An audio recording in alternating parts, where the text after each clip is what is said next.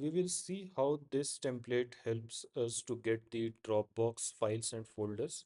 In the instruction, you have the details on how to get the API credential from the Dropbox. Once you get that credential, you put that credential in credential tab cell B1. In the folder path, you can either define the folder from where you want to get all the files and folders, or if you leave it blank, it will fetch everything from your Dropbox. Now come to files and folders, click on Dropbox and fetch files. In the first instant, it will ask you to authorize the script. Once done, it fetches all the files, and these are the path in these are the folders that you have, these are the files that you have, and these are the path inside your Dropbox.